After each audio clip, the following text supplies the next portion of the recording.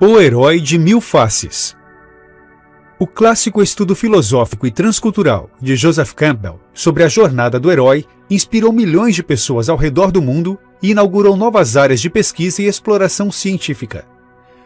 Originalmente publicado em 1949, O Herói de Mil Faces chegou à célebre lista de livros mais vendidos do jornal The New York Times em 1988, quando se tornou tema do especial para a televisão The Power of Myth, O Poder do Mito, em tradução livre, da rede estadunidense PBS. Trata-se da primeira obra que combinou os conceitos da psicanálise moderna com os arquétipos mitológicos de culturas espalhadas por todo o globo terrestre.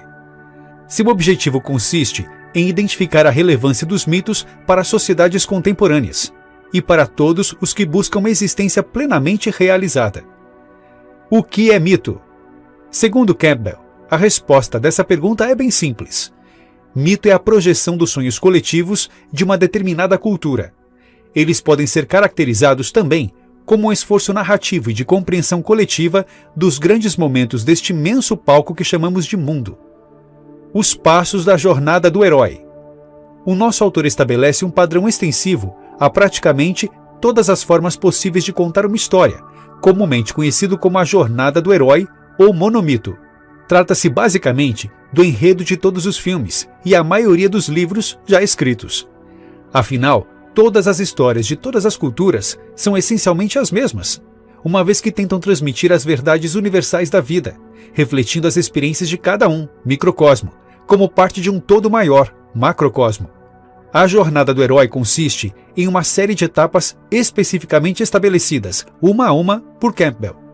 O chamado da aventura, a recusa do chamado, o encontro com o mentor ou ajuda sobrenatural, a travessia do primeiro limiar, o ventre da baleia, testes aliados e inimigos, a aproximação da caverna oculta, a provação suprema, a recompensa, o caminho de volta, a ressurreição, o retorno com o elixir.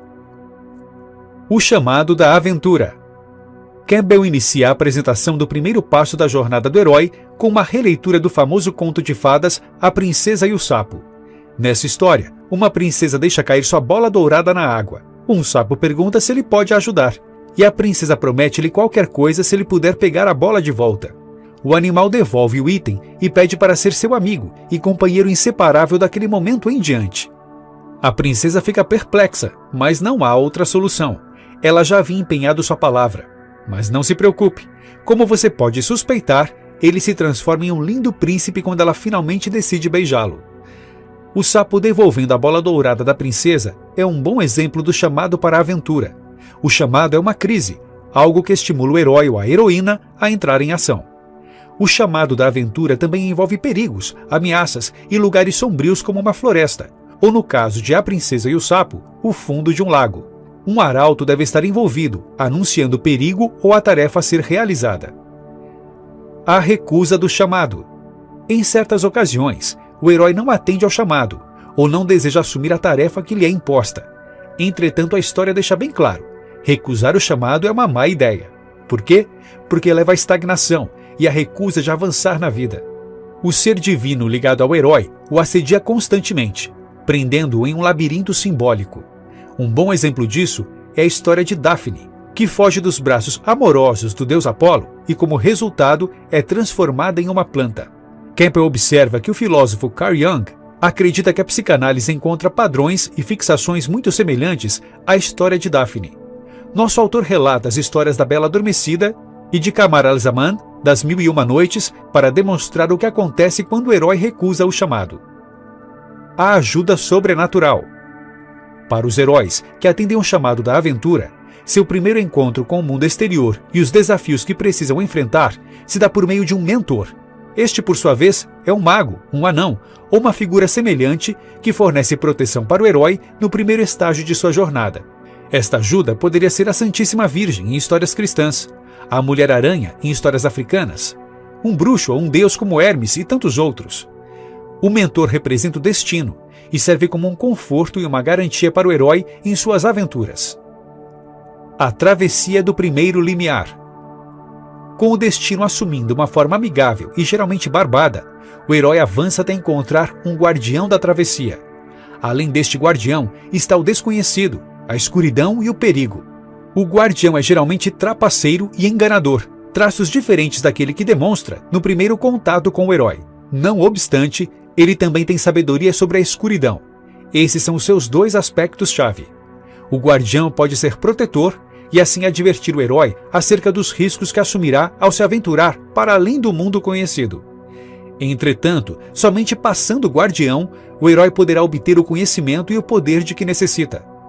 Com efeito, ao passar ou ao derrotar o guardião, o herói entra em um novo estágio de existência, deixando sua antiga vida para trás. O ventre da baleia.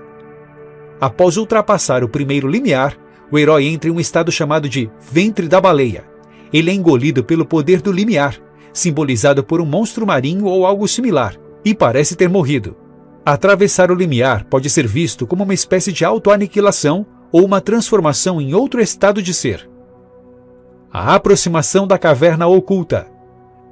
O herói alcança a caverna oculta, chegando finalmente a um lugar perigoso, muitas vezes representado no subsolo, onde o objeto de sua busca, o seu santo graal, está escondido. A provação suprema. O herói suporta a provação suprema e chega ao fundo do poço. Ele encara a morte de frente, vendo-se obrigado a lutar contra o mal personificado em uma besta ou fera mítica. Este é um momento crítico em qualquer história, uma provação na qual o herói parece morrer e nascer de novo. Uma das principais fontes da poderosa magia do herói se realiza quando o público se identifica com ele, sendo encorajado a compartilhar e experimentar, ao seu lado, o sentimento de morte, apenas para celebrar com mais vigor a sua vitória final. A recompensa. Tendo sobrevivido à morte, derrotado o dragão, aniquilado o minotauro, etc., o herói agora toma posse do tesouro que ele procurava. Às vezes, a recompensa é o conhecimento e a experiência necessária para o levar a um maior entendimento e a reconciliação com forças hostis. O herói também pode se reconciliar com uma mulher. As mulheres nessas histórias, ou homens, no caso das heroínas, tendem a ser metamorfos. Elas parecem mudar de forma ou idade, refletindo os aspectos confusos e em constante mudança do sexo oposto, como vistos sob a perspectiva do herói. O caminho de volta. Nesse estágio, o herói ainda não está fora do mundo no qual se aventurou. Algumas das melhores cenas de perseguição vêm neste momento, com o herói sendo perseguido pelas forças vingativas de quem ele conquistou o Elixir ou o Tesouro. A ressurreição. O herói emerge daquele mundo transformado pela experiência, ou seja, renascido como um novo homem. O retorno com o Elixir. O herói volta ao seu mundo comum, todavia sua aventura não teria sentido caso não trouxesse de volta o Elixir, o tesouro ou alguma lição do mundo em que esteve lutando. O Elixir não precisa ser, necessariamente, material. Às vezes, é apenas um novo conhecimento ou experiência. Porém, a menos que o herói volte com algo, estará fadado a repetir integralmente sua jornada. Notas finais. Todos somos limitados por quem somos. Cada um de nós representa apenas uma pequena parte da humanidade. A totalidade do homem existe apenas em sociedade, sendo impossível encontrá-la isolada em um único indivíduo. Portanto, rituais de nascimento, morte, casamentos e eventos similares ajudam a nos conectar a esse todo maior, integrando-nos a uma comunidade. Ser retirado desse senso de comunidade pode ser muito doloroso. Ritos de passagem, de mudança das estações e assim por diante são o reconhecimento de que a vida adentra uma nova fase e, nesse sentido, devem ser celebrados, como eram nas culturas antigas.